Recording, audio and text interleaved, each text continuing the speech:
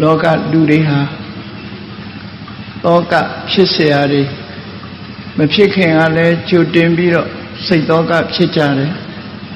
ဖြစ်လာတဲ့အခါမှာလည်းပဲ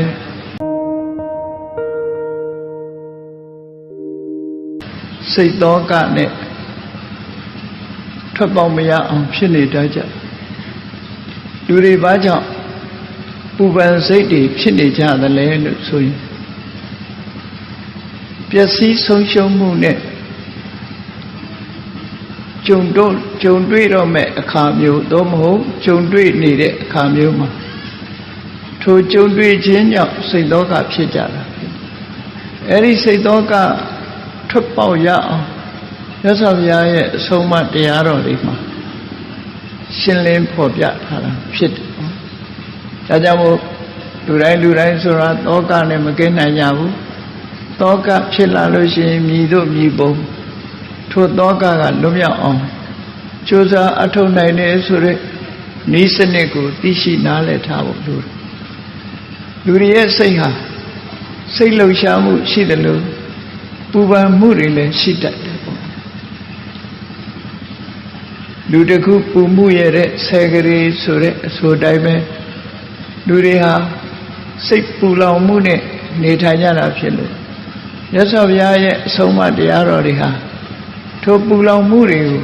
သက်သာပြီးနောက်ဆုံးမှလုံးဝကျော်လွှားနိုင်တဲ့အစဉ်မျိုးရောက်သည့်ထိအောင်ဟောကြားဆုံးမခဲ့တာထင်ရှားတယ်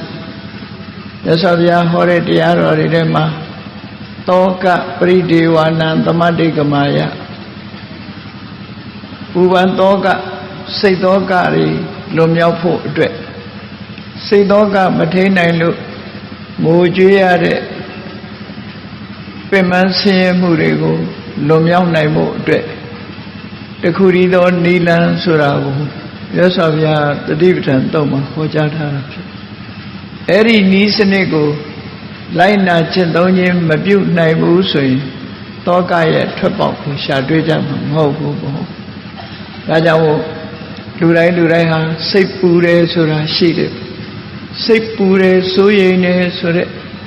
တောကဆိုတဲ့တရားဟာဘာကြောင့်ဖြစ်တယ်လဲလို့ဆိုရင်အခြေခံအပြင်ပြောမယ်ဆိုရင်ပေမတောဇာယတိတောကောချစ်ခင်မှုကိုအကြောင်းပြုပြီးတော့တောကဆိုတာဖြစ်တယ်ကာမတောဇာယတိတောကော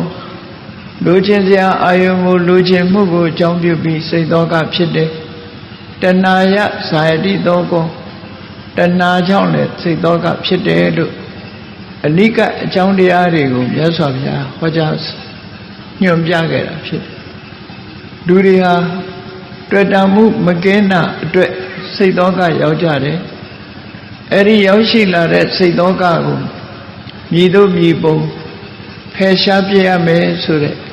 နည်းစနစ်ကိုသိအောင်ကြိုးစားခြင်းဟာတရားကိုကျင့်ခြင်းပဲဖြစ်တယ်ပေါ့တရားကိုကျင့်ကြံကြိုးကိုအထုတ်တဲ့အခါမှာမှန်ကန်တဲ့အတွေးနဲ့မှန်ကန်တဲ့စိတ်ဓာတ်သဘောထားတွေဟာများစွာအထောက်အကူပြုတယ်တောကဆိုတာဖြစ်တဲ့အခါမှာဘာကြောင့်ဖြစ်တုံးဆိုလို့ရှိရင်ဗျာတနာတရား၅ပါးဆိုတဲ့ပျက်စီးဆုံးရှုံးမှုနဲ့ကြုံတော့မဲ့အနေထားကြုံမှာကိုကြောက်ရွံ့ပြီးတော့လဲတောကဖြစ်တယ်မကြုံသေးခင်ကြုံမှာတွေးပြီးတော့လဲစိတ်ပူတတ်တယ်ကြုံနေတဲ့အခါမှာလည်းပဲစိတ်ပူတတ်တယ်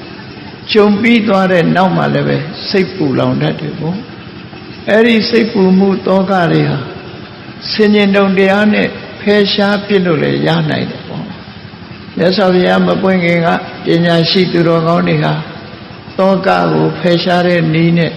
ရှင်တဲ့ပူလောင်မှုတွေကိုရှင်းပြနိုင်ခဲ့ကြတယ်သို့တော့တခဏမြတာတောကကိုရှင်းနိုင်ကြတော့လေထာဝရစိတ်แท้ကနေရှင်းထုတ်နိုင်ခြင်းမရှိဘူးထာဝရရှင်းထုတ်နိုင်တဲ့ဤစနစ်ကိုမြတ်စွာဘုရားပွင့်မှသာဟောကြားဆုံးမသိရတာဖြစ်တယ်ပေါ့ပညာရှိသူတော်ကောင်းတွေဟာတောကဖြစ်เสียနဲ့ကြုံလာလို့ရှိရင်မှန်ကန်တဲ့အတွေးနဲ့စဉ်းစားဆင်ခြင်ပြီးတောကကိုရှင်းကြတာဖြစ်တယ်အထူးသဖြင့်တောကဖြစ်တယ်ဆိုတာ ဗျာဒနာတရားနဲ့ကြုံတွေ့တော့မယ်ဆိုတဲ့အချိန်အခါရဲ့ဗျာဒနာတရားနဲ့ကြုံတွေ့နေပြီဆိုတဲ့အခါမှာရဲ့စိတ်သောကဖြစ်ကြစိတ်ပူလောင်မှုတွေဆိုရင်စိတ်တွေဖြစ်ကြအဲ့တော့ဗျာဒနာတရား၅ပါးဆိုတာဘာကိုပြောတာလဲဗျာဒနာဆိုတာပျက်စီးဆုံးရှုံးခြင်းပျက်စီးဆုံးရှုံးမှုဆိုတာနံပါတ်1ကညာတိဗျာဒနာမိမိအာကိုမြတ်လို့ရတဲ့ဆွေတွေမျိုးတွေတဲကပျက်စီးဆုံးရှုံးသွားမှုညာတိဗျာဒနာဆွေတွေမျိုးတွေပျက်စီးဆုံးရှုံးမှုဒီလိုဆွေမျိုးသားချင်းတွေပျက်စီးဆုံးရှုံးမှုများဟာလောကမှာရှိတဲ့လူတိုင်းကြုံရမယ့်အနေအထားတစ်ခုပဲရှိတယ်ထို့သောကြုံလာပြီဆိုလို့ရှိရင်စိတ်သောကကိုထိန်းချုပ်နိုင်ဖို့ဘုရားမအရေးကြီးဒီရသော်ဗျာမပွင့်ခင်မှာဆိုရင်တော့စိတ်သောကကိုထိန်းချုပ်တာဟာမှန်ကန်တဲ့အတွေးနဲ့ထိန်းချုပ်လို့ရတယ်ရသော်ဗျာကိုရောတိုင်းဒီပင်လေညာတိဗျာဒနာဆိုတာနဲ့ကြုံတွေ့ခဲ့ရဘူးလေပေါ့မဟာနာမင်းကြီးရဲ့သမီးကနေမွေးဖွားတဲ့ကောသလမင်းကြီးနဲ့ဝါသဗခတ္တိယတို့ကမွေးဖွားလာတဲ့ဝိတတုပမင်းသားဆိုတာရှိတယ်ဝိတတုပမင်းသားဟာကောတာတက္ကတိုင်းကပိလဝကိုသွားရောက်လက်ပတ်တဲ့အချိန်မှာသူ့ပေါ်မှာဆက်ဆံမှုတွေနဲ့ပတ်သက်ပြီးတော့မကြေမနက်ဖြစ်လာသူ့ရဲ့မကြေမနက်ရန်ညောဟာဗုဒ္ဓမကြီးမားလို့တာဂဝေမင်းတွေကိုရန်ရှာပြီးမျိုးတုံးအောင်တပ်ပစ်ဖို့စိတ်ထဲမှာစွဲနေတဲ့ပုဂ္ဂိုလ်တူရသော်ဗျာလည်းတက်တော်80အရွယ်ရောက်ပြီးကောသလမင်းကြီးလည်းတက်တော်80အရွယ်ရောက်တဲ့အချိန်မေရာလုပဆိုတဲ့ဏိကုံးမှာရသော်ဗျာတရင်သုံးနေတဲ့အချိန်ကောသလမင်းကြီးလာရောက်တွေ့ဆုံပြီးဖျားနဲ့စကားပြောနေတော့ဒီကကာလဆိုတဲ့စစ်သူကြီးကဥဆောင်ပြီးတော့ဘုရင်ကြီးကိုအာဏာသိမ်းလိုက်တယ်ပေါ့အဲ့ဒီခေတ်အာဏာသိမ်းပြီးမင်းသားဝိတတုပကိုနမ်းမြောက်လိုက်တယ်အဲ့ဒီအချိန်မှာဝိတတုပသူ့ရဲ့ရန်ညိုးတွေကလေးစားခြေဖို့တာဂဝေမင်းတွေကိုမျိုးတုံတပ်ဖြတ်မှုလုပ်ဖို့ကြိုးစားလာအဲ့လိုကြိုးစားတဲ့အခါမြတ်စွာဘုရားကနှစ်ကြိမ်တိုင်ကြွပြီးတော့ပရိယေနဲ့မြတ်စွာဘုရားဆွေတွေမျိုးတွေကာကွယ်ပေးတော်မူခဲ့သို့တော့တာဂဝေမင်းသားတွေတာဂဝေလူမျိုးတွေကလည်းတစ်ချိန်တော့ကစုပေါင်းပြီးတော့မကောင်းမှုအကုသိုလ်တွေလုပ်ခဲ့တာဖြစ်တယ်အဲ့ဒီအကုသိုလ်ကံရဲ့အကျိုးကိုတော့မြတ်စွာဘုရားကိုယ်တိုင်ကလည်းတားဖို့မဖြစ်နိုင်ဘူးဒါကြောင့်မို့မြတ်စွာဘုရားဥပိ္ပခာရှုလိုက်ဒီချိန်မှာဝိတတုပဆိုတဲ့ကောသလမင်းဟာတာဂဝေတို့ရဲ့တက္ကတိုင်းကိုဝင်ရောက်ကျူးကျော်တိုက်ခိုက်ပြီးတော့တာဂဝေနေမျိုးတုံးအောင်တပ်ပစ်ခဲ့တယ်မြတ်စွာဘုရားတတ်တော်ရှင်ရှားရှိနေတဲ့အချိန်တာဂဝေမင်းကြီးအများပြားလာတဲ့တာဂဝေမင်းကြီးဟာဝိတတုပရဲ့ကျူးကျော်စစ်မှာတပ်ပွဲအသက်ခံရရဖြစ်တယ်ပေါ့အဲ့ဒီလိုအသက်ခံရတာဟာတာမန်ပုဂ္ဂိုလ်တွေဆိုရင်ညာတိဗျာဒနာလို့ခေါ်တယ်ဆွေတွေမျိုးတွေရဲ့ပျက်စီးမှုနဲ့ကြုံတဲ့အခါစိတ်သောကတွေဖြစ်ကြတယ်ရသော်ဘုရားသခင်ကိုရမြတ်ကတော့ဓမ္မတံဝေကလို့ခေါ်လောကကြီးရဲ့သဘာဝကိုဆင်ခြင်သင်စားပြီးသင်္ခါရတွေပေါ်မှာရှက်ရွံ့ခြင်းလို့ဆိုတဲ့ပတ္တပအတိဉာဏ်ဖြင့်စဉ်းစားဆင်ခြင်ပြီးတော့လောကရဲ့သဘာဝကိုဆင်ခြင်စဉ်းစားပြီးတံဝေကဖြစ်တော်မူတာသာရှိတယ်တောကဆိုတာမဖြစ်ခဲ့ဘူးပေါ့လောကလူတွေဟာဆွေနဲ့မျိုးနဲ့နေကြတာဖြစ်တော့မိမိတို့ရဲ့ဆွေမျိုးမိဘအတိုင်းဝိုင်းမှာပျက်စီးဆုံးရှုံးမှုနဲ့ကြုံပြီးဆိုလို့ရှိရင်တောကဖြစ်လာကြတောကကိုမထိန်နိုင်တဲ့အခါမှာပရိဒေဝဆိုတဲ့ငိုယုံမှုတွေဖြစ်ကြတာ ဒါကညာတိပြဒနာနဲ့ဆုံတဲ့အခါမှာတောကဖြစ်တယ်နောက်တစ်ခါဘောကပြဒနာကိုရှာဝေစုဆောင်းထားတဲ့ပစ္စည်းဥစ္စာတွေဟာမီလောင်လို့ပါသွားတာတို့ရေမျောလို့ပါသွားတာတို့မင်းဆိုးရာဇာတွေကသိမ်းယူလိုက်တာတို့တခိုးဓမြကလူရဲ့တိုက်ခိုက်သွားတာတို့အမွေခံသားဆိုးသမီးဆိုးတွေကသုံးဖြုံးပြစ်လို့ကုံသွားတာတို့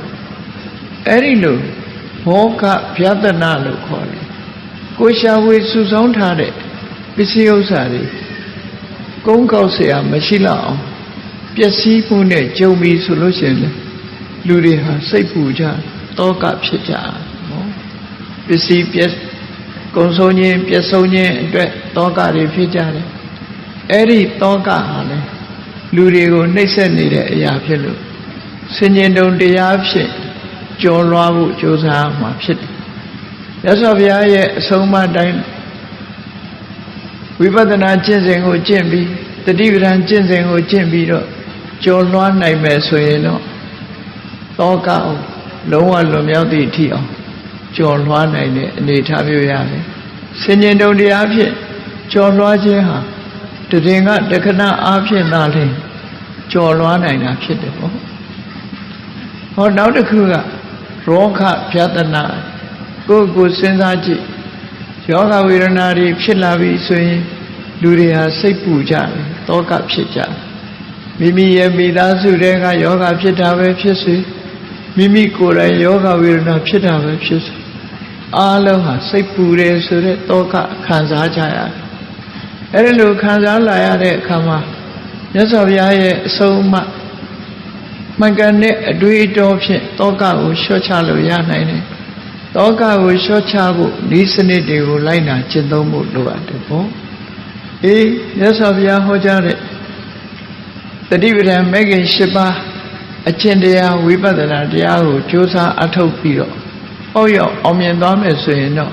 ရင်ထဲကတောကကိုလုံးဝဖယ်ရှားပြစ်နိုင်မှာဖြစ်တယ်တောကဆိုတာစူးကြောင်ကြီးပမာရင်ထဲမှာစူးဝင်နေတဲ့မချိတဲ့ခံစားချက်မျိုးဆိုလို့တယ်ပေါ့လောကကြီးမှာဒီတယ်မကလူတွေဟာတောကဖြစ်ကြတာတွေအများကြီးပဲအဲ့ဒါနဲ့ပတ်သက်ပြီးတော့အင်္ဂလိပ်ဘာသာနဲ့တီဟိုဆရာတော်ကြီးတစ်ပါးရေးထားတဲ့စာအုပ်ကစိတ်ဝင်စားစရာသူ့စာအုပ်ရဲ့နာမည်က Why Worry မင်းဘာဖြစ်လို့စိတ်ပူနေတာလဲဘာကြောင့်စိတ်ပူခြင်းရဲ့အကြောင်းဆိုတာရေးထားရင်ကစိတ်မပူအောင်ဖြေပြောင်းနည်းတွေကိုရှင်းလင်းဖော်ပြထားတာရှိတယ်။မြတ်စွာဘုရားရဲ့အဆုံးအမထဲမှာ worry လို့ခေါ်တဲ့စိတ်ပူလောင်မှုတွေစိတ်သောကတွေကိုဖယ်ရှားနိုင်တဲ့နည်းစနစ်တွေဟောကြားထားလို့လောကကြီးမှာစိတ်မပူတဲ့လူမျိုးဆိုတာလည်းမရှိဘူးစိတ်မပူတဲ့လူဆိုတာလည်းမရှိဘူးစိတ်ပူစရာမရှိတဲ့ဘဝဆိုတာလည်းမရှိဘူးဒါကြောင့်မလို့ဒီစိတ်ပူစရာတွေကထွက်ပေါက်ဆိုတာကျွတ်တင်ပြီးတော့စဉ်းစားဆင်ခြင်ပြီးစိတ်ပူမှုတွေကိုလျှော့ချဖယ်ရှားပြဖို့ဟာအရေးကြီးတယ်ဒါကြောင့်မို့စိတ်သောကဖယ်ရှားခြင်းဆိုတာမြတ်ဗုဒ္ဓရဲ့အဆုံးအမတွေမှာထင်ထင်ရှားရှားဟောကြားဆုံးမထားတာရှိပေါ့အဲ့ဒီဟောကြားဆုံးမထားတာတွေကိုနှလုံးသွင်းဆင်ခြင်ခြင်းဖြင့်စိတ်သောကလျှော့ချနိုင်ကြတယ်နောက်ဗျသနာတရားနှစ်ခုကတော့ဘာလို့ဆိုရင်သီလဗျသနာနဲ့ဒိဋ္ဌိဗျသနာကိုချင်းသီလပြက်ပြားသွားတာဟာလဲစိတ်ပူစရာကောင်းတယ်ဒိဋ္ဌိဗျသနာအမြင်တွေပျက်စီးသွားတာမှန်ကန်တဲ့အမြင်တွေပျက်စီးသွားပြီးအယူဝါဒဖောက်ပြန်သွားတာလဲစိတ်ပူစရာကောင်းသို့သောတာမန်ပုထုဇဉ်ပုဂ္ဂိုလ်တွေဟာကိုချင်းသီလပြက်ပြားခြင်းကြောင့်စိတ်ပူတဲ့သူမရှိသလောက်ရှားတယ်အမြင်ဖောက်ပြန်သွားခြင်းကြောင့်မှားယွင်းတဲ့အမြင်ကိုလက်ခံမိခြင်းကြောင့်စိတ်ပူသွားတဲ့ပုဂ္ဂိုလ်ဆိုတာလဲမရှိသလောက်ရှားကြရတော့အပြင်တာမန်ပုဂ္ဂိုလ်တွေစိတ်ပူနေကြတယ်ဆိုတာဟာညာတိဗျသနာဆွေမျိုးတို့ရဲ့ပျက်စီးမှုဘောဂဗျသနာမိမိပိုင်ဆိုင်တဲ့ပစ္စည်းဥစ္စာတို့ရဲ့ပျက်စီးဆုံးရှုံးမှုရောဂဗျသနာယောဂဝေဒနာဖြစ်လို့ပျက်စီးဆုံးရှုံးမှုလို့ဆိုတယ်ဒီသုံးမျိုးကိုတော့လူတွေဟာ ရှုချုံမရအောင်ပူလုံးနေဖြစ်ကြပေါ့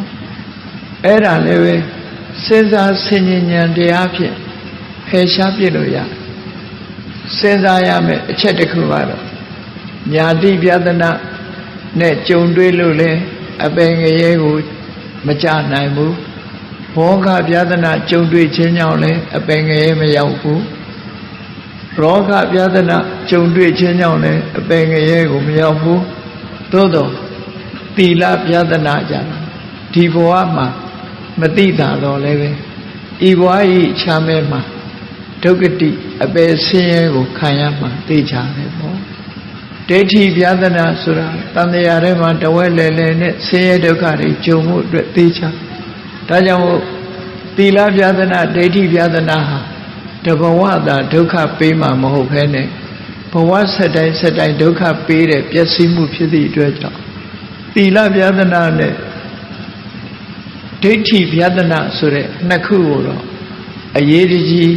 မဖြစ်အောင်ထိမ့်သိမ်းဆောက်ရှောက်ကြမှာဖြစ်တယ်ပေါ့အေးပေါ့ယာတိပြဒနာဆိုတာလဲရှောင်လွှဲလို့မရဘူးဘောဂပြဒနာဆိုတာလဲရှောင်လွှဲလို့မရဘူးရောဂပြဒနာဆိုတာလဲရှောင်လွှဲလို့မရဘူးရှောင်လွှဲလို့မရလို့ကြုံတွေ့လာလို့ရှိရင်လေသူတို့ဒီပြဒနာတရား၃ပါးဟာဒီဘဝမှာသာဒုက္ခပေးနိုင်တာဖြစ်တယ်ဒါကြောင့်မို့ဆင်ញဉဏ်ဖြင့်မိမိရဲ့စိတ်သောကပဲရှာစိတ်သောကဆိုဒီမှာဒေါမနတလို့ခေါ်တဲ့စိတ်ရဲ့ခံစားမှုတစ်မျိုးပဲဖြစ်တယ်အဲဒီစိတ်ရဲ့ခံစားမှုဆိုတဲ့ဒေါမနတဝေဒနာဟာဒေါသဆိုတဲ့တရားနဲ့ရှင်တွဲပြီးတော့ဖြစ်လာဖြစ်တယ်ဒေါသဆိုတဲ့တရားနဲ့ရှင်တွဲဖြစ်လာတဲ့စိတ်ခံစားမှုဟာလူတွေကိုရှင်ထဲမှာပူလောင်နှိပ်စက်တတ်တဲ့သဘောတရားရှိတယ်ပေါ့အဲဒီတော့ရှေးကပညာရှိတွေဟာဘောဂပြဒနာနဲ့ကြုံတွေ့တာတို့ယာတိပြဒနာနဲ့ကြုံတွေ့တာတို့ရောဂပြဒနာနဲ့ကြုံတွေ့တာတို့အဲ့ဒါလို့ကြုံတွေ့လာပြီဆိုလို့ရှိရင်တော့မှန်ကန်တဲ့အတွေးတွေးတော်ဆင်ញင်သုံးသပ်ခြင်းဖြင့်ဒီတောကစိတ်တောကလျှော့ကြကြဖြစ်တယ်ဟောတောကဆိုတာလူတွေကိုယူတတ်သွားစေနိုင်လောက်အောင်ပြင်းထန်တယ်ပဒါစာရီရဲ့တောကဟာအယူတယ်မဘဝကိုရောက်သွားစေတယ်ဟောဒီတောကပဒါစာရီအယူတယ်မဘဝရောက်တယ်လို့ပဲခိတာဂေါရမီရဲ့သားပေါ်သားကလေးတည်ဆုံးသွားသည့်အတွက်ကြောင့်ဖြစ်ပေါ်လာတဲ့တောကဟာလည်းပဲယူတဲ့ဘဝကိုရောက်သွားတာဖြစ်တယ်ဒါကြောင့်မို့လို့တောကကြောင့်ဖြစ်လာတဲ့အယူအနှံဘဝတောကကိုမထိန်နိုင်ဘူးဆိုရင်အယူဘဝမှာဆက်လက်ပြီးတော့နေဖြစ်သွားနိုင်တယ်ပဒါစာရီဆိုတာအလုံးကြားဝကြတဲ့အတိုင်းစင်စရဲရဲတောနဲ့ထဲမှာအားကိုးရမယ်ကိုယ့်ရဲ့ခင်မွန်းတွေကလည်းသိဆုံးတယ်မွေကြိုက်လို့သေးတာသားလေးနှစ်ယောက်ကိုလက်ဆွဲပြီးလာရင်ချောင်းတစ်ခုကိုဖြတ်ကူးတဲ့အခါမှာသားငယ်လေးကိုဟိုဘက်ပို့သားကြီးလေးကိုပြန်ခေါ်ဖို့အလာမှာသားငယ်ကလေးကိုစွန့်ချီသွားတယ်သားအကြီးကသူ့ခေါ်တယ်မှတ်ပြီးရေထဲဆင်းလာမိခင်လှုပ်တဲ့ပုဂ္ဂိုလ်ကရေလေကောင်ကနေပြီးတော့စွန်ကိုလှမ်းអော်ပြီးလက်ခုပ်တီးခြောက်ထားကိုသားအကြီးကသူ့ခေါ်တဲ့ထင်ပြီးရေထဲဆင်းတဲ့အခါအရှိန်အဟုန်နဲ့စီးဆင်းနေတဲ့ချောင်းရည်ကတိုင်မျောသွားလို့သူဟာတူရီဖြစ်သွားလမ်းမှာတွေပဲအားကိုးရတဲ့ခင်မွန်းယောက်ျားလူမမယ်သားငယ်လေးနှစ်ဦး၃ယောက်ဆုံးရှုံးသွားတဲ့အခါမှာသူ့မှာဖြေစရာလေးကြံသေးတယ်အိမ်မှာအမေရှိတယ်အဖေရှိတယ်မောင်ရှိတယ်အဲ့ဒီအမေအဖေမောင်လေးနဲ့တွေ့ဖို့ကြိုးစားပြီးလာလိုက်တဲ့အခါမှာသူလမ်းမှာကြုံတွေ့ခဲ့တဲ့အမှန်တန်ကြီးမားတဲ့မိုးမုန်တိုင်းကြီးကလေမုန်တိုင်းတိုက်ခြင်းမိုးတွေရွာချခြင်းဆိုတာကြောင့်သူ့ရဲ့မိဘနှစ်ပါးနဲ့မောင်လေးဟာအိမ်ပြိုကျပြီးတော့သေဆုံးသွားကြတယ်ဆိုတဲ့သတင်းကိုကြားလိုက်တဲ့အချိန်မှာသူ့မှာယူချုံမရစိတ်သောကဖြစ်ပြီးအယူတဲ့ဘဝကိုရောက်သွားခဲ့တာဖြစ်တယ်ဟော မြတ်စွာဘုရားနဲ့တွေ့တဲ့အခါကျတော့မှတောကကိုဖြေဖို့နီလန်းကိုမြတ်စွာဘုရားကဟောကြားဆုံးမလိုက်မှသူဟာမိမိရဲ့စိတ်မူရင်းစိတ်ကိုပြန်လေးရရှိပြီးနောက်ဆုံးမှာတော့ယဟန္တာမကြီးဘဝကိုရောက်ရှိသွားခဲ့တယ်ပေါ့အဲ့ဒီလိုမြတ်စွာဘုရားနဲ့တွေ့လို့ဘုရားရဲ့အဆုံးအမတရားတော်တွေကိုအပြည့်အဝရတဲ့အခါမှာစိတ်သောကတွေကိုဖယ်ရှားနိုင်ကြဒီကနေ့ခေတ်မှာထိုကဲ့သို့သောကဖြစ်เสียတွေကျုံလာပြီဆိုရင်ထို့တွေရောဘယ်လိုစဉ်းစားကြမလဲญาတိပြဒနာနဲ့ကျုံရင်ဘောဂပြဒနာနဲ့ကျုံရင်ရောဂပြဒနာနဲ့ကျုံမယ်ဆိုရင်ထို့တွေရောဘယ်လိုသောကကိုဖယ်ရှားပြစ်ကြမလဲဘယ်လိုတားဆီးကြမလဲဆိုတာမြတ်စွာဘုရားရဲ့အဆုံးအမတစ်ခုကိုနာခံမှတ်သားပြီးတော့မိမိတို့ဘဝမှာလက်တွေ့ကျင့်သုံးနိုင်အောင်မှတ်သားထားပြီးဆင်ခြင်သုံးသပ်တတ်ဖို့လိုအပ်တယ်ပေါ့950ဇတ်ထဲမှာမဏိကုန္ဒလဇတ်ဆိုတာရှိတယ်အဲ့ဒီမဏိကုန္ဒလဇတ်350ဇတ်မြောက်အဲ့ဒီမဏိကုန္ဒလဇတ်တောကကိုဘယ်လိုထိန်းနေဆိုတာတောကကိုဘယ်လိုဖယ်ရှားတယ်ဆိုတဲ့ဤစနစ်ကိုရှင်းပြထားတာဖြစ်လို့မှတ်သားထိုက်တဲ့အရာတစ်ခုဖြစ်တယ်ပေါ့အဲ့ဒီတော့ကတောကကိုဖြည့်ရှင်းနိုင်တဲ့ပုဂ္ဂိုလ်ဟာနန်းကျဘယင်ဘဝရောက်သွားတော့လည်းပဲစိတ်တောကမဖြစ်တဲ့ဗာရဏသီမင်းရဲ့နှလုံးသွင်းကိုဘုန်းကြီးတို့တွေမှတ်သားထားကြဖြစ်တယ်ကာတိတိုင်းနဲ့ကောသလတိုင်းဆိုတာဆက်ဆက်ပြီးတော့နေဒီကနေ့ခေတ်မှာလည်းပဲကာတိလို့ပဲခေါ်တယ်ဗာရဏသီဆိုတဲ့နာမည်ကလည်းဒီကနေ့ခေတ်အိန္ဒိယမှာဗာရဏစီလို့ပဲခေါ်တယ်အဲ့ဒီမှာကာတိတိုင်းကကောသလမင်းကောသလတိုင်းကဗာရဏသီကဖြမတမင်းဗာရဏသီမင်းအဲ့ဒီယံပါယံခါကောသလမင်းကအနိုင်ရပြီးတော့လူရဲ့တိုက်ခိုက်တတ်တယ်ယံပါယံခါကျတော့ကောသလမင်းကာတိမင်းကအနိုင်ရပြီးလူရဲ့တိုက်ခိုက်တတ်တယ်ပြန်လှန်ဖြစ်တတ်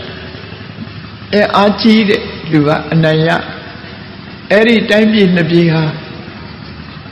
အနိကရှိသည့်အတွက်ကြောင့်ယံပါယံခါစစ်ဖြစ်နေရှိကြဒီတစ်ချိန်မှာတော့ကောသလမင်းကကာတိကဗာရဏသီမင်းကိုစစ်ချေညာပြီးတော့ဗာရဏသီမင်းကိုဖမ်းလိုက်တယ်တိုင်းပြည်ကိုသိမ်းပြီးတော့ဗာရဏသီမင်းပိုင်ဆိုင်တာတွေအကုန်လုံးရယူသိမ်းပိုက်ပြီးတော့သူဟာဗာရဏသီဘုရင်မင်းကိုနန်းချချုပ်နှောင်ပြီးတော့နန်းချဘုရင်အဖြစ်ချုပ်နှောင်ထားတယ်ပေါ့အဲ့ဒီချိန်မှာစဉ်းစားကြည့်ဒီဗာရဏသီမင်းဟာစီးစိမ်ဥစ္စာတွေအားလုံးလူရက်ခံရရုံမှာကသူ့ဘက်ကဆွေတွေမျိုးတွေဖမ်းခံရလို့တပ်ဖြတ်ခံရရုံမြမကသူကိုယ်တိုင်လဲနန်းကျဘုရင်ဘဝနဲ့ထောင်နှန်းဆန်နေရတဲ့အနေအထားမျိုးရောက်တယ်ဘယ်လောက်ပဲစိတ်သောကဖြစ်မလဲဆိုတာစဉ်းစားကြည့်ပေါ့အဲ့ဒီစိတ်သောကဖြစ်လာတာသူဟာစိတ်ပူเสียကောင်းတဲ့တောကဖြစ်เสียကောင်းတဲ့အခြေအနေဆိုးကြီးထဲမှာတောကမဖြစ်အောင်ဘယ်ပုံထိန်းသိမ်းခဲ့တယ်တောကကိုဘယ်လိုဖယ်ရှားပြီးတော့စိတ်နှလုံးအေးချမ်းစွာနေနိုင်တယ်ဆိုတာကိုမှတ်တမ်းတင်ထားပြီးသင်ခန်းစာယူဖို့ဟောကြားဆုံးမထားတဲ့စာတကဇလန်တစ်ခုပဲဖြစ်တယ်ပေါ့အဲ့ဒါလိုဗာရဏသီမင်းကြီးဟာနန်းကြဘုရင်ဘဝရောက်ပြီးတော့ဒီထောင်နှန်းဆန်နေရတဲ့အချိန်မှာသူဆုံးရှုံးနေတာခဲ့တာတွေအတွက်စိတ်ထဲမှာကြံတွေးမနေတော့ပဲနဲ့သူဟာသမထကျင့်စဉ်တစ်ခုကိုကျင့်ပြီးထောင်ထဲမှာနေရတော့လည်းပဲသမထကျင့်စဉ်နဲ့ဆံရသည်ထိအောင်သူဟာတရားဓမ္မနှလုံးသွင်းပြီးတော့နေလိုက်တာအဲ့ဒါနဲ့ထောင်ထဲနေရတယ်ဆိုတဲ့ကြက်တဲမှုစိတ်ရဲ့ဥစ္စာတွေပျက်စီးဆုံးရှုံးသွားတယ်ဆိုတဲ့အပေါ်မှာတွေးတောပူပန်မှုတွေတခုမှမရှိတော့ဘဲနဲ့သူဟာ စိတ်နှလုံးအေးချမ်းစွာဘာတစ်ခုမှမပူဘဲနဲ့ကြည်ကြည်လင်လင်ဝမ်းပန်းတတ်တာတာမန်နေချအတိုင်းစိတ်ပြက်လက်ပြက်မရှိဘဲနဲ့နေနိုင်တယ်အဲ့ဒီလိုနေနိုင်တာနဲ့ပတ်သက်ပြီးတော့ရန်သူဖြစ်တဲ့ကောသလမင်းကသူထောင်သွင်းအကျဉ်းချထားတဲ့ဗာရတတိမင်းရဲ့မျက်နှာအသွင်ကိုကြည့်ပြီးတဲ့အခါမှာဒီလောက်တောင်စစ်လဲရှုံးတယ်ပစ္စည်းဥစ္စာတွေလည်းသိမ်းခံရတယ်သူ့ဘက်သားတွေလည်းအသက်ခံလဲရတယ်သူကိုယ်တိုင်လည်းနန်းကြဘရင်မွားနဲ့ထောင်နှန်းဆန်းနေရတယ်ဒါပေမဲ့သူဟာအပြုံးမပြတ်ပဲစိတ်သောကကိုဖယ်ရှားထားနိုင်တာဘာကြောင့်လဲဆိုသူသိချင်းအဲ့ဒါလို့ကြီးမားတဲ့ပျက်စီးဆုံးရှုံးမှုနဲ့ကြုံတော်လည်းပဲဗာရဏသီမင်းကြီးဟာသူဟာစိတ်သောကကိုဘယ်လိုအတွေးနဲ့ဖယ်ရှားသလဲဆိုတာသူကပြန်ပြောပြတာရှိအဲ့ဒီပြန်ပြောပြတာလေးကိုသင်္ကန်းစာအဖြစ်မှတ်ယူထားပြီးတော့စဉ်းစားဆင်ခြင်တတ်ဖို့မြတ်စွာဘုရားကအဲ့ဒီဇာတကစရိုဒီထဲမှာဇာတကဝတ္ထုတွေထဲမှာဗာရဏသီမင်းကြီးရဲ့စိတ်သောကဖယ်ရှားတဲ့နည်းစနစ်ကိုဟောကြားထားခဲ့တာဖြစ်တယ်ပေါ့သူဟောကြားမြတ်စွာဘုရားဟောကြားတဲ့အတိုင်းဗာရဏသီမင်းဟာဘယ်လိုတွေးတောဆင်ခြင်ခဲ့သလဲဗာရဏသီမင်းကြီးရဲ့အပြုံးမပြတ်နေနိုင်တာနဲ့ပတ်သက်ပြီးပထမကောသလမင်းကမေးမြန်းနေသူမေးတဲ့မေးခွန်းကဘာလို့လို့ဆိုရင်စီနောရထပံ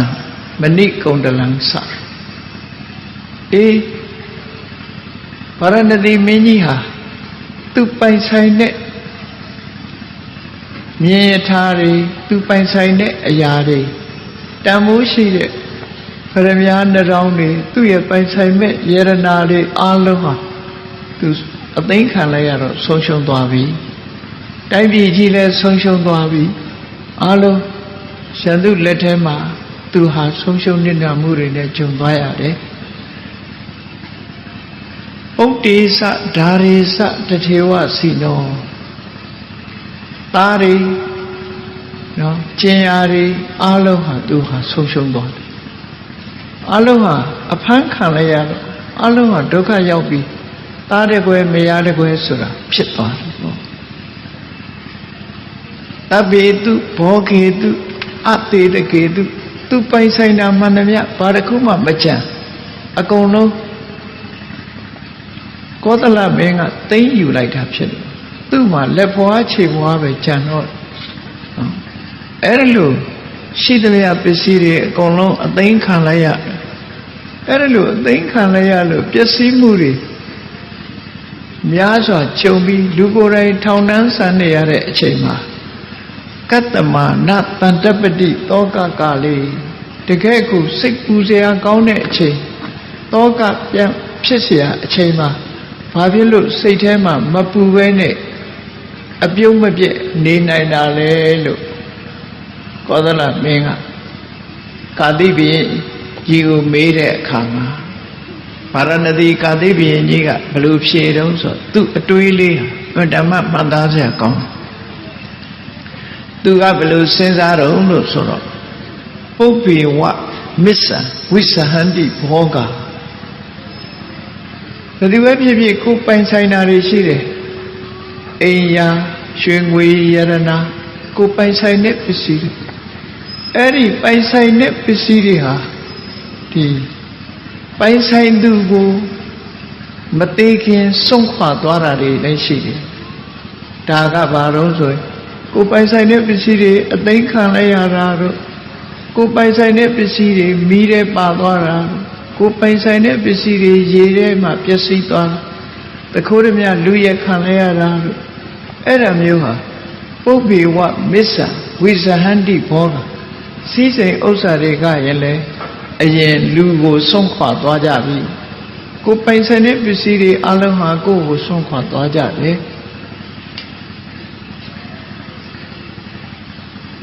မစ္ဆော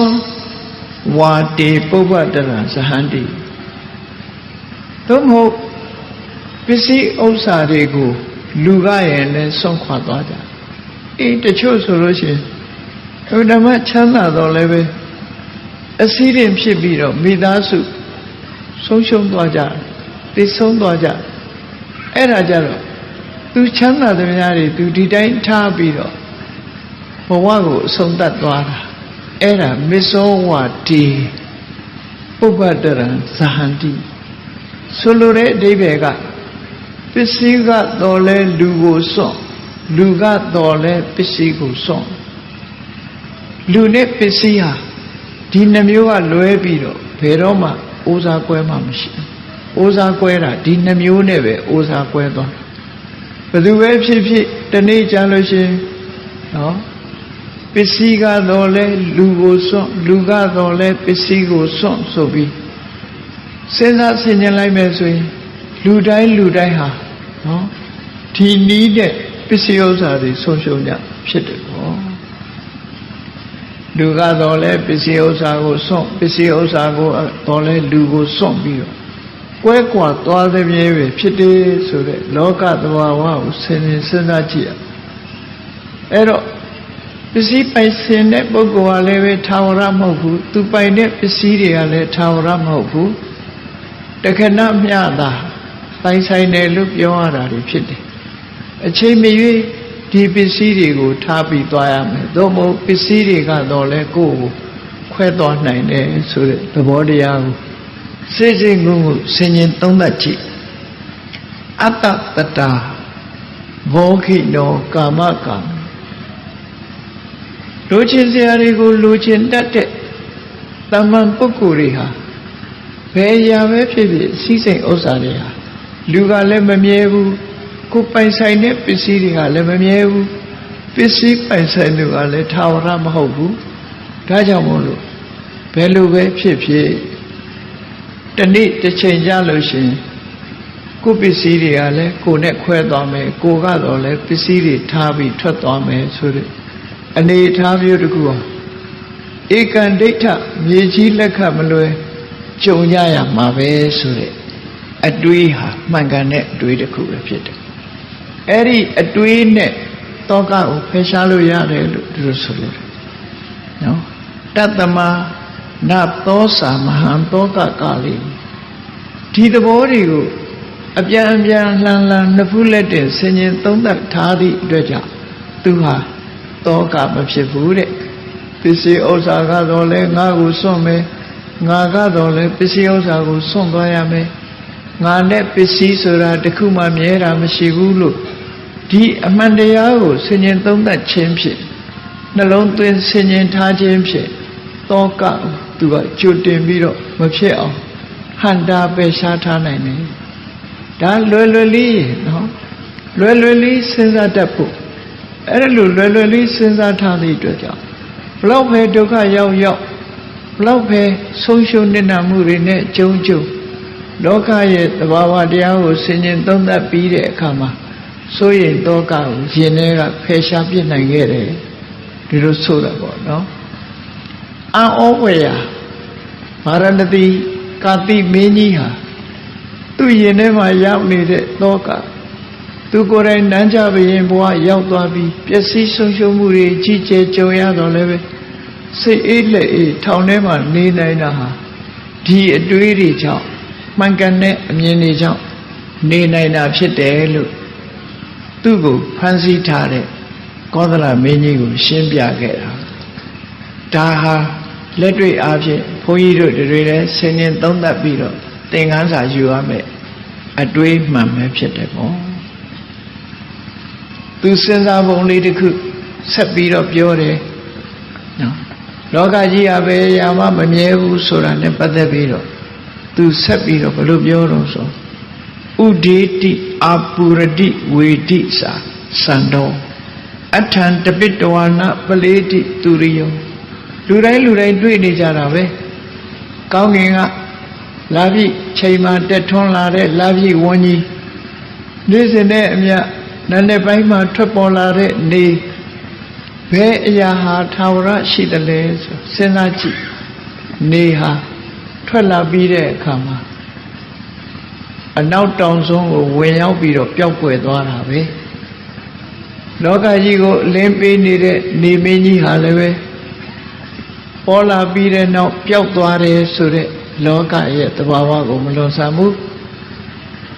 လာပြီးနေမှာထွက်ပေါ်လာတဲ့လာပြီးဝန်းကြီးဟာလည်းပဲထွက်လာတဲ့အချိန်ကနေစပြီးတဖြည်းဖြည်းနောက်ဆုံးမှာပျောက်ကွယ်သွားတာပဲဆိုလိုတာကသင်္ခါရတရားဆိုတာဘယ်ရာမှမမြဲဘူးဖြစ်လာပြီးရင်ပျက်စီးခြင်းနဲ့ဆုံးတတ်တယ်နေဟာထွက်လာခြင်းဝင်ခြင်းမှာပဲအဆုံးသတ်မယ်လဟာလည်းပေါ်ထွက်လာပြီးတဲ့နောက်ပျောက်ကွယ်သွားခြင်းမှာပဲအဆုံးသတ်တယ်ဆိုတဲ့ဒီအတွေးမျိုးလေးကိုတွေးပေးတာပေါ့နော်ဝိထိတာမယတတ္တုကလောကတာသူပြောပြတာသူကိုဖန်ဆီးချုံနှောင်ထားတဲ့မင်းကိုသူပြောတာငါဟာလောကကြီးရဲ့သဘာဝကိုသိထားတယ်တဲ့လောကကြီးရဲ့သဘာဝကိုငါသိထားလောကကြီးဆိုတာဘယ်ရာမှမတည်မြဲဘူးဖြစ်လာပြီးရင်အပြည့်ဆိုတာရင်ဆိုင်ရမှာဖြစ်တယ်ဆိုရက်လောကကြီးရဲ့သဘောကိုငါသိထားပြီးဖြစ်တယ်တတ္တမဟာနာသောစာမိတောကကဒါကြောင့်မို့တောကဖြစ်เสียအချိန်နဲ့ကြုံတော်လည်းပဲငါဟာတောကလုံးဝမဖြစ်ဘူးလို့ရဲရဲဝံ့ဝံ့ဖြေဆိုနိုင်ခဲ့တာပဲဖြစ်တယ်ဟောအေးရှားရုအာနာစိစိန်ဥစ္စာတွေကိုလူယူပြီးတော့ပိုင်ဆိုင်တဲ့ဘုရင်ကြီးကိုထောင်သွင်းအကျဉ်းချထားတဲ့ကောသလမင်းကြီးဟာကာတိမင်းဗာရဏသီမင်းရှင်းပြတဲ့စကားကိုကြားရတဲ့အခါမှာသူဟာသူ့အမှားကိုဝန်ချတောင်းပန်ပြီးတော့ဗာရဏသီမင်းကြီးကိုပြန်ပြီးတော့သူ့စီးစိမ်ဥစ္စာတွေကိုပြန်လီအနှင်းပေးတယ်လို့ဒီထဲမှာဆိုထားတယ်အဲ့ဒီမှာဗာရဏသီမင်းကြီးကကာတိဘုရင်နဲ့ပတ်သက်ပြီးတော့ကောသလမင်းနဲ့ပတ်သက်ပြီးတော့ဆုံးမဩဝါဒဆက်ပြီးတော့ပေးတယ်လောကမှာအုပ်ချုပ်တဲ့ခေါင်းဆောင်ပုဂ္ဂိုလ်မင်းဆိုရာဇာဆိုတာဟာဒီစင်စင်ဆာဆာလှုပ်တင်တယ်ဆိုတာကိုပြောဘာကြောင့်ကောသလမင်းကကတိတိုင်းကိုဝင်ရောက်ကျူးကျော်တိုက်ခိုက်ရတယ်လဲလို့ဆိုလို့ရှိရင်ဗာရဏသီမင်းရဲ့အမှုတန်းအမတ်တယောက်ဟာဗာရဏသီမင်းကြီးရဲ့နန်းတွင်မှာမဟုတ်တာလုပ်သည့်အတွက်ကြောင့်ဟောက်ပြန်မှုတွေကြောင့်ဗာရဏသီမင်းကြီးကသူ့ကိုယာဓုချပြီးတော့ယာဓုဖြုတ်ပစ်လိုက်တာကိုအညှိုးထားပြီးကောသလမင်းထံဝင်ရောက်ခစားပြီးဗာရဏသီမင်းကိုတိုက်ခိုက်လူမင်းကိုနမ်းချပြီးတော့တိမ့်ပိုက်ဖို့သွေးဆောင်ဖျားယောင်းပြီးသူကဥဆောင်ပြီးတော့လှုပ်ခဲ့တာဖြစ်တယ်ဗာရဏသီမင်းကြီးရဲ့အကျိုးအကြောင်းတွေကိုအလုံးသိတယ်ဗာရဏသီရဲ့ရှိုးဝဲချက်တွေအလုံးသိတယ်သူကဥဆောင်ပြီးတော့စစ်ပွဲကိုဆင်နွှဲပြီးဗာရဏသီမင်းကိုအကျဉ်းသားအဖြစ်ကိုပို့ပေးခဲ့တာဟာအဲ့ဒီရံဘက်လှုပ်တဲ့အမတ်ဆိုးကြောင့်ပဲဖြစ်တယ်ပေါ့ဒါကြောင့်မို့ဒီလိုစိတ်နေသဘောထားတွေမှန်ကန်ပြီးတော့မြင့်မြတ်တဲ့ဗာရဏသီမင်းကိုသူဟာနမ်းချခဲ့တာမှားယွင်းတယ်လို့ဆိုပြီးသူကသူပြန်လေတောင်းပန်ပြီးတော့ထီနန်းကိုပြန်အပ်ပြီးပိုင်ဆိုင်သမျှတွေကိုပြန်လီရခင်တိုင်းပေးခဲ့တာဖြစ်အဲ့ဒီအချိန်မှာမင်းနှစ်ပါးဟာသစ္စာဂရိပြုပြီးတော့ဗာရဏသီမင်းကြီးကပညာရှိပြီးပြီးတတကောသလမင်းကိုသူကဆုံးမဩဝါဒပေးတယ်အဲ့ဒီဆုံးမဩဝါဒပေးတာဟာလောကလူသားတွေအလွှာအလုံးအတွက်ပေးတဲ့ဆုံးမမှုမျိုးပဲဖြစ်တယ်အဲ့ဒီဆုံးမဩဝါဒတွေကဘာတွေတုံးဆိုသူဆုံးမပုံလေးရကြည့်နော်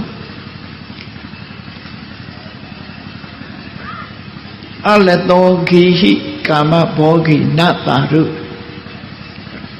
အေယတိထောင်လူပေါ်မှာနေတဲ့ပုဂ္ဂိုလ်တွေဟာအလုတ်ကင်မလုတ်ချင်ဘူးပြင်းနေဆိုရင်မကောင်းဘူးဘယ်တော့မှတိုးတက်မှာမဟုတ်ဘူးတဲ့ဒါကြောင့်မို့မိသားစုဘဝမှာနေတဲ့ပုဂ္ဂိုလ်ဟာမပြင်းရဘူးကြိုးစားအထောက်ရမယ်နေစဉ်နဲ့အမျှ အလုံးလုံးရမယ်ရှိုးစားအထုတ်တဲ့နဲ့လုံလဝိရိယရှိရမှာဖြစ်တယ်အပင်ညတောပပစ္စည်းတော်နတတုမိသားစုဘဝကိုဆုံးလွတ်ပြီးတော့ကိုယ်တဏ္ဍာမှာရှိတဲ့မကောင်းတဲ့အညစ်အကြေးတွေကိုရှင်းထုတ်ဖို့ကြိုးစားနေတဲ့သူတော်စင်သူတော်မြတ်ဒီပုဂ္ဂိုလ်တွေဟာစောင့်စည်းမှုမရှိရင်မကောင်းဘူးတဲ့ဆိုလိုတာကလူဆိုတာအလုပ်ကြိုးစားရမှာဖြစ်တယ်ယဟန်ဆိုတာဟာစောင့်စည်းရမှာဖြစ်တယ်အပြောဆိုနဲ့ပတ်သက်လာရင်လည်းစောင့်စည်းရမယ်အပြုအမူနဲ့ပတ်သက်ပြီးတော့လည်းစောင့်စည်းမှုရှိရမယ်ယဟန်ပြီးပြီးသားစောင့်စောင့်စည်းစည်းတိတ်ခါနဲ့နေထိုင်ရမယ်လို့ဒီလိုဆိုလို့လည်းပေါ့နောက်တစ်ခုကတော့ရာသာနတ္တာဓုအနိတ္တမကာရီတိုက်ပြည်အုပ်ချုပ်တဲ့မင်းဆိုတာဟာမစင်မစားမလုပ်သင့်ဘူးဘယ်လုပ်ပဲလုပ်ဆင်ញင်စဉ်းစားပြီးတော့မှလုပ်သင့်တယ်မဆင်ញင်လုပ်လို့ရှိရင်အလုပ်ကိစ္စတွေဟာမှားယွင်းသွားနိုင်တယ်ပေါ့ဒါကြောင့်မို့မစင်မကျင်မလုပ်သင့်ဘူးလို့ဒီလိုဆိုယောပဏိတောကောရဏောနတ္တာဓုသောနတ္တာဓုအသိဉာဏ်ရှိတဲ့ပုဂ္ဂိုလ်တယောက်ဟာထိကနေရှိစိတ်ဆိုးတတ်ရင်မကောင်းဘူးတဲ့ဒေါသအမျက်မထွက်ရဘူးဒါကြောင့်မို့ပညာရှိအမျက်အပြင်မထွက်ရဘူးလို့ဆိုလို့စိတ်မဆိုးရဘူးအဲ့တော့အလွာအသီးသီးကိုဆုံးမတဲ့စကားပေါ့တာမန်မိသားစုဘဝမှာနေတဲ့လူတွေဟာမပြင်းရဘူးကြိုးစားအထောက်ရမယ်ယဟန်ဘဝရောက်ရှိနေကြတဲ့ယတိယဟန်ဘဝမှာနေထိုင်ကြတဲ့ပုဂ္ဂိုလ်တွေဟာစောင့်စည်းမှုရှိရမယ်စောင့်စည်းမှုရှိရမယ်တိုက်ပြည်အုပ်ချုပ်တဲ့မင်းတွေဟာဘာလို့အမတ်တမဲ့မဆုံးဖြတ်ဖဲနဲ့တည်တည်ချာချာလေးလာစူးစမ်းဆင်ခြင်ပြီးတော့မှလုပ်တဲ့နေပညာရှိဖြစ်လို့ရှင်ထိကနေရှိစိတ်ဆိုးတာမျိုးမဖြစ်စေရဘူးလို့ဒီလိုဆုံးမဩဝါဒပေးပြီးတဲ့အခါမှာကောသလမင်းကြီးကိုထပ်ပြီးတော့တတိပေးတဲ့စကားကဘာတော့လို့ဆိုလို့ရှိရင်နိတ္တမခတ္တိယောဂိရာတိုက်ပြည်အုပ်ချုပ်တဲ့မင်းဆိုတာဘယ်တော့ပဲဖြစ်ဖြစ်အရာခတ်သိမ်းကိုကိုယ်တိုင်စူးစမ်းလေ့လာပြီးတော့မှဆုံးဖြတ်ရမယ်လုပ်ရမယ်တစ်ဖက်သားပြောတာနဲ့ထားမလုပ်ရဘူးအလုံးဟာလောကမှာဘုရင်ကိုခေါင်းဆောင်တူကိုကပ်ပြီးတော့ဒီအခွင့်အရေးယူတဲ့ပုဂ္ဂိုလ်တွေကအများကြီးရှိတယ်သူတို့ပြောစကားနဲ့လက်ခံပြီးတော့မဆုံးဖြတ်ရဘူးမိမိကိုယ်တိုင်ဆင်ញင်သုံးသပ်ရမယ်လို့ဆိုလိုတယ်နိတ္တမခတ္တိယောဂိရာတိုက်ပြည်အုပ်ချုပ်တဲ့မင်းဟာဘယ်အလုပ်ကိုလုပ်တည်တည်ချာချာစစ်ဆေးဆုံးဖြတ်ပြီးမှလုပ်တဲ့နေလုပ်ရမှာဖြစ်တယ်နာနိတ္တမထိတံပတိဘယ်တော့မှမစင်စားမဆင်ញင်မဲနဲ့အစောတလဲအမိတ်ချမှတ်တာမျိုးလောကဆောင်ရတာမျိုးမလုပ်သင့်ဘူးတဲ့နိတ္တမကာရိနောရာဇယတောကိတ္တိသဝတ္တတိဘယ်ကိစ္စပဲဖြစ်ဖြစ်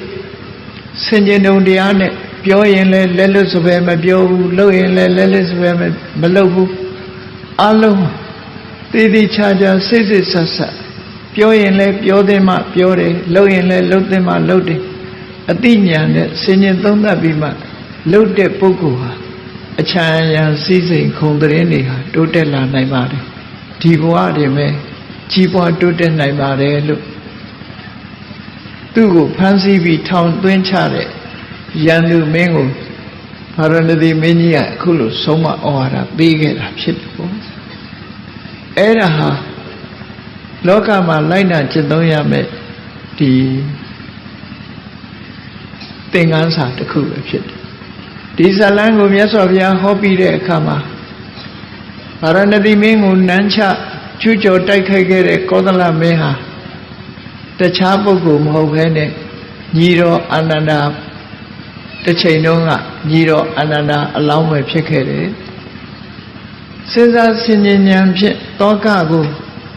ဖယ်ရှားနိုင်တဲ့အပြုံးမပြတ်နေနိုင်တဲ့ပါရဏသီမင်းကြီးကတော့မြတ်စွာဘုရားအလောင်းတော်ပဲဖြစ်တယ်လို့ဇတ်တော်ကိုဒီလိုပေါင်းပြီးတော့မြတ်စွာဘုရားဟောကြားဆုံးပါတယ်ဘဝဆိုတာစဉ်းစားကြည့်ဘဝဆိုတာတဦးနဲ့တဦးဟာအပြန်အလှန်ယမယံခါယန္တုဖြစ်လိုက်ယံခါမယံခါမိတ်ဆွေဖြစ်လိုက်ယမယံခါသားအဖဖြစ်လိုက်ယမယံခါအမေနဲ့သမီးဖြစ်လို့ဖြစ်အဲ့ဒီလိုဘဝဆိုတာတန်တရားထဲမှာကျင်လည်နေကြတာဖြစ်တယ်ဟောကျင်လည်နေကြတာဖြစ်သည့်အတွက်ကြောင့်တူတိခံခြင်းခွင့်လွှတ်ခြင်းဆိုတာနဲ့အေးဒီဘဝမှာငါတို့ဟာရန်သူဆိုတာဖြစ်နေပြီမဲ့တစ်ချိန်လုံးကမိသားစုမှာဖြစ်ခြင်းဖြစ်ခဲ့မှာဖြစ်တယ်အမှန်တန်ရှိလျားတဲ့ဘဝခရီးမှာမိဖို့မိခင်မဖြစ်ဘူးတဲ့အမျိုးသမီးဖခင်မဖြစ်ဘူးတဲ့အမျိုးသားညီကိုမောင်နှမမတော်ဘူးတဲ့ပုဂ္ဂိုလ်မရှိဘူးလို့သူတို့ဆိုဒါကြောင့်မို့ဘုသူပေါ်မှာမုန်းတီးခြင်းဆိုတဲ့စိတ်တွေမထားပဲမေတ္တာသက်ဝင်ချစ်ခင်လို့တူပေါ်မှာတူမေတ္တာထားပြီးဆက်ဆံနိုင်ကြမယ်ဆိုလို့ရှိရင်လောကကြီးဟာငြိမ်းချမ်းသွားမှာသာဖြစ်တယ်အေးတရားချစ်ခင်သူတော်စင်ပြိဿပေါင်းတို့မိမိတို့တဏ္ဍာမှာစိတ်သောကဆိုတာများဖြစ်လာခဲ့လို့ရှိရင်အခုလိုမှန်ကန်တဲ့စဉ်းစားမှုတွေနဲ့စဉ်းစားကြရမှာဖြစ်တယ်ပစ္စည်းဥစ္စာဆုံးရှုံးလို့ကြုံလာတဲ့အခါမျိုးမှာဆိုရင်အေးလောကကြီးတဲ့သဘာဝဟာမမြဲဘူးပစ္စည်းကတော့လဲလူကိုစွန့်လူကတော့လဲပစ္စည်းကိုစွန့်ဒီနှမျိုးဟာတစ်မျိုးမျိုးပဲဖြစ်လာမှာပဲဖြစ်တယ်ကောင်းကင်ကနေမင်းကြီးဟာလဲပေါ်ထွက်လာပြီးရင်ပျောက်ကွယ်သွားရတာပဲလာမင်းကြီးဟာလဲပေါ်ထွက်လာပြီးတော့ပျောက်ကွယ်သွားရတာပဲလောကရဲ့သဘာဝဟာဖြစ်ပြီးရင်ပြတ်သွားတယ်ဆိုတဲ့လောကသဘာဝအတိုင်းဒါတွေကိုလိုက်ပြီးတော့စိတ်သောကရောက်နေလို့ရှိရင်တို့တွေပါပူလို့ဆုံးနိုင်မှာမဟုတ်ဘူးစိတ်သောကရောက်เสียမဟုတ်ဘူးလို့မှန်ကန်တဲ့အတွေးတွေတွေးပြီးဆင်ញင်သုံးသပ်ခြင်းဖြင့်သောကကိုဖယ်ရှားပြစ်နိုင်တာဖြစ်ပါတယ်တရားချစ်ခင်သူတော်စင်ပြိဿပေါင်းတို့မိမိတို့ရဲ့ရင်ထဲနှလုံးထဲမှာပူလောင်တဲ့သောကဒီနည်းဖြင့်လျှော့ချနိုင်ပြီးနောက်ဆုံးသောကလွန်မြောက်နိုင်တဲ့ဤစနစ်ကတော့တတိပဒံကျင့်စဉ်မဂ္ဂင်၈ပါးအကျင့်တရားကိုကျင့်ကြံအထောက်ခြင်းသာဖြစ်တယ်မဂ္ဂင်၈ပါးအကျင့်တရားကိုကျင့်ကြံကြိုးကိုအထောက်ခြင်းဖြင့်ရှင်တွဲမှာရှိတဲ့သောကကိုနိဗ္ဗာန်ကိုအာရုံပြုပြီးတော့မတရားနဲ့လုံးဝဖယ်ရှားလိုက်နိုင်ပြီဆိုရင်ဘယ်လိုအခက်ခဲနဲ့ကြုံဘယ်လိုဆုံးရှုံးမှုတွေနဲ့ကြုံသောကဆိုတာဘယ်တော့မှမဖြစ်တော့ဘူးမြတ်ဗုဒ္ဓရဲ့အဆုံးအမတရားတော်တွေအတိုင်းတို့တွေဟာသောကကိုအမြင့်ပြတ်သည့်ထိအောင်ဝိပဿနာကျင့်စဉ်ကိုကျင့်ကြံကြိုးကိုအားထုတ်ခြင်းဖြင့်ဖယ်ရှားကြရမှာဖြစ်တယ်လို့ကိုယ်စီသဘောကျပြီးမြတ်ဗုဒ္ဓရဲ့အဆုံးအမတိုင်းလိုက်နာကျင့်သုံးနိုင်ကြပါစေကုန်သတည်း